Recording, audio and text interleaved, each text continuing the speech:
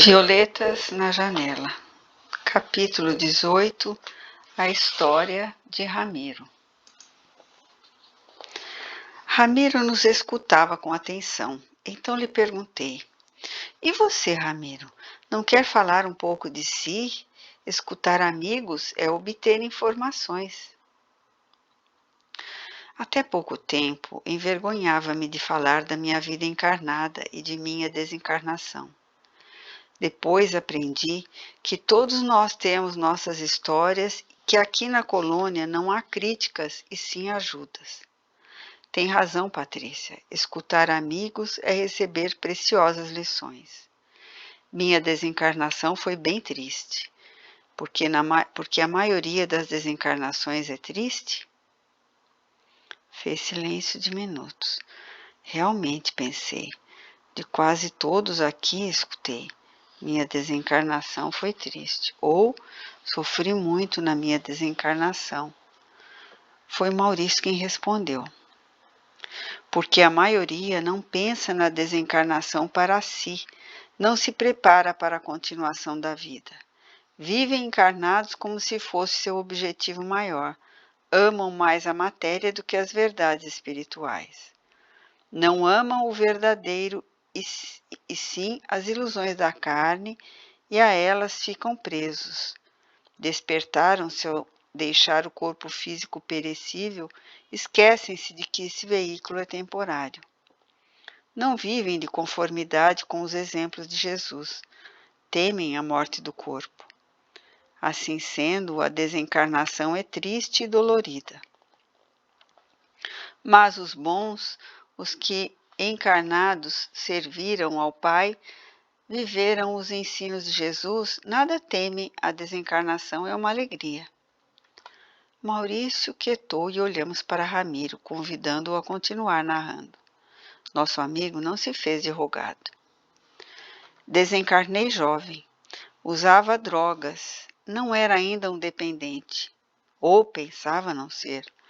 Iludimos-nos muito ao fazer uso de drogas, pois achamos que podemos parar quando queremos, mas ao tentarmos nos libertar é que compreendemos quanto estamos presos a elas. Comecei com a maconha e passei a cocaína. Minha família não sabia, nunca soube, pois não tinha motivos para justificar meu envolvimento com as drogas. Agora, tenho certeza de que não há motivos que justifiquem essa loucura. Comecei quando namorei uma garota muito bonita e cobiçada pelos garotos da escola. Ela e sua turma fumavam e induziram-me a fumar maconha. Com um medo idiota de ser taxado de bobo e maturo, passei a fumar. Terminei o namoro, mas fiquei na turma. Numa corrida, no racha, com uma moto emprestada, tive um acidente. Caí e bati com a cabeça numa pedra. Meu corpo morreu na hora. Fiquei muito perturbado. Vaguei por entre os familiares e com os amigos da turma. Estes deram uma parada com as drogas, temeram com a minha desencarnação. Alguns dias depois que desencarnei, comecei a sentir falta da cocaína. Todo o meu perispírito ansiava pela droga. Foi horrível. Em casa, o desespero de ver minha mãe chorar agoniava-me. Sentia-me culpado. E fui. Desencarnei por minha imprudência, por brincar com a moto, veículo tão perigoso, e por estar drogado. Desencarnei antes da hora prevista. O sofrimento dos meus enchia-me de culpa e remorso, e como me incomodava ficar em casa, saí e vaguei. Entendi que desencarnara, embora não soubesse ao certo o que ocorrera comigo. Meu corpo estava morto, mas eu continuava vivo e não sabia o que fazer. Foi aumentando a vontade de injetar cocaína. Nunca pensei em sofrer tanto. Essa foi minha necessidade primordial. Não me incomodava com alimentação, frio ou calor, mas às vezes sentia sede. Resolvi buscar a droga. Sabia que outra turma que tomava muito mais drogas que a nossa. Fui procurá-los. Nem me aproximei, porque ao lado deles estavam monstros horríveis. Mais tarde vim a saber que eram tão somente desencarnados viciados, irmãos em sofrimento, presos a drogas e que vampirizavam aqueles encarnados viciados. Estava desesperado. Sentia minha avó orando por mim. Ela era espírita, o que era motivo de gozações de nossa parte, principalmente dos netos. Pensei, não é que minha avó deve estar certa? Morri e estou aqui como espírito vagando. Lembrei-me dos termos que ela usava. Sabia onde se localizava o centro espírita que ela frequentava e fui andando até lá. Estava aberto. Entrei envergonhado. Quando um senhor, um socorrista desencarnado, indagou-me o que queria. Falei implorando. Socorre-me, pelo amor de Deus. Aqui não ajudam espíritos que vagam? Morri e não sei o que fazer. Estou desesperado. Quero tomar uma dose de cocaína, senão morro. Não posso morrer outra vez, não é? Se não posso morrer de novo, não sei o que acontecerá se não tomar a cocaína. Minha avó frequenta aqui. Socorre-me. O socorrista me olhava bondosamente. Caí nos seus braços e dormi. Sou grato aos espíritas, às pessoas bondosas que me acolheram. Fui levado a um hospital, a uma ala onde se faz a recuperação de viciados em tóxicos. Não foi fácil minha luta contra o vício. Desesperava-me e era bondoso auxiliado pelos irmãos que lá trabalhavam. Foram muitos meses em tratamento.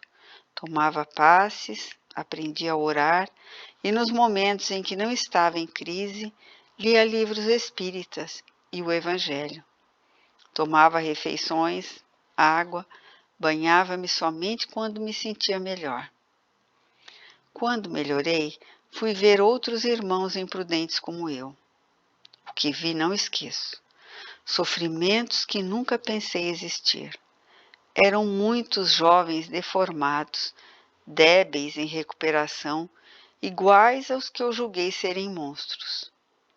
Entendi que, socorridos, estavam no caminho que os livraria do sofrimento.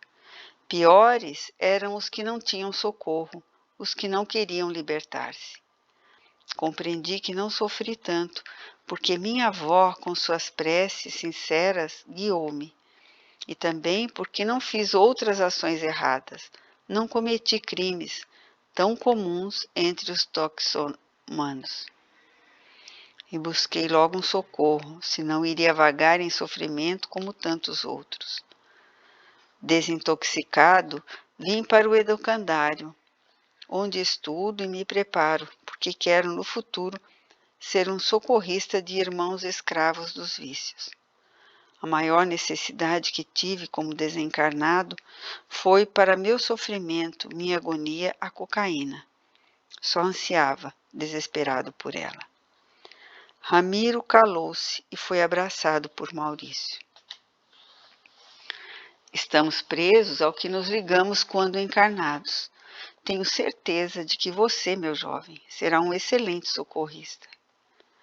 Será sim, Oscar falou sorrindo. Ramiro, aproveitando a presença de Maurício, indagou ávido por aprender.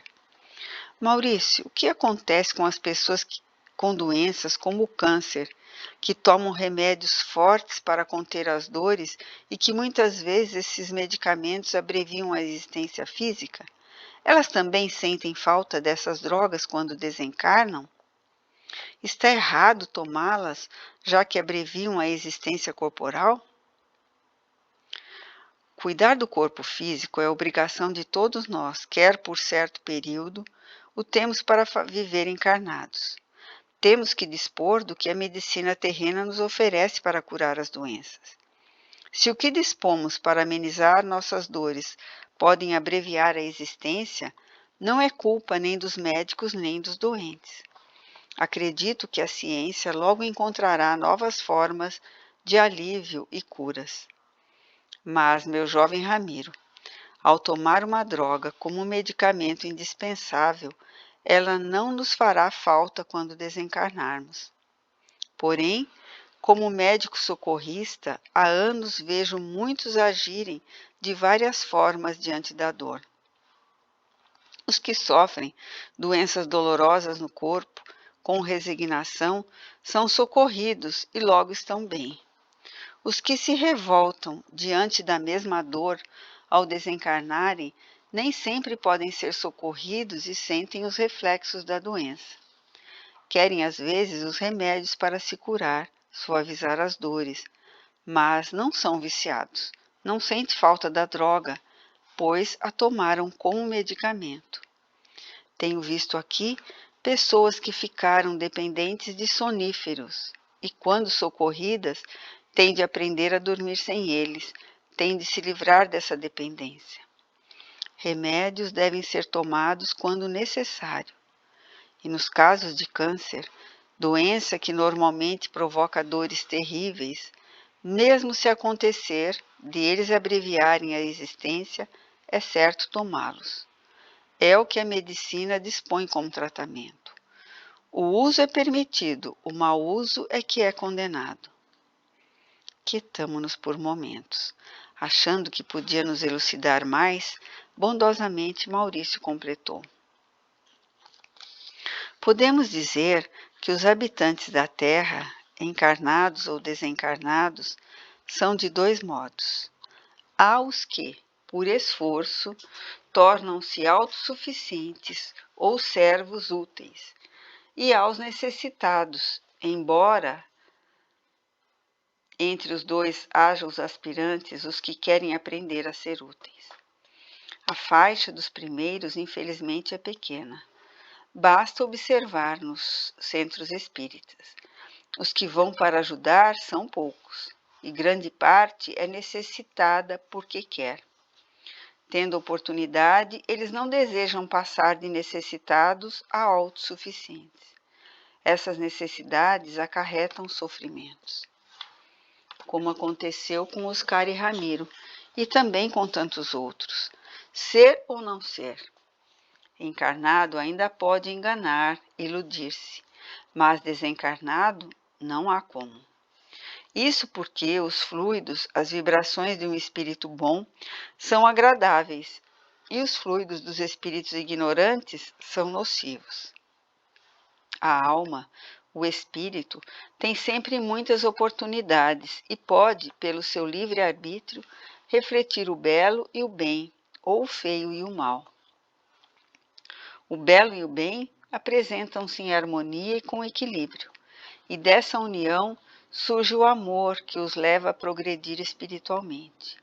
O feio apresenta-se na turbulência da ignorância, gerando o ódio, a inveja, os desejos insaciáveis, o egoísmo, que é a maior chaga perturbadora, o luxo e a luxúria, tornando o homem um verdadeiro vulcão de conflitos interiores, tornando a vida humana um inferno, seja encarnada ou desencarnada.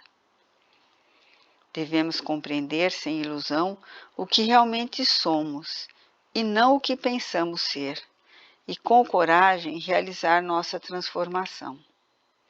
Ser agora no presente, o futuro é uma consequência vivida do presente, e não fruto de aspirações de uma mente ociosa que deixa sempre essa transformação para depois. É nossa obrigação passar de necessitado a útil. Oscar, Ramiro e eu agradecemos comovidos a Maurício pela bela lição. Prometi a mim mesma não ter mais necessidades, não somente as que se refletem no corpo físico, como a de alimentação, a de dormir, mas as principais. Não ser pedinte de graças, não querer que outras pessoas façam o que posso fazer e também aprender a ser útil e a servir.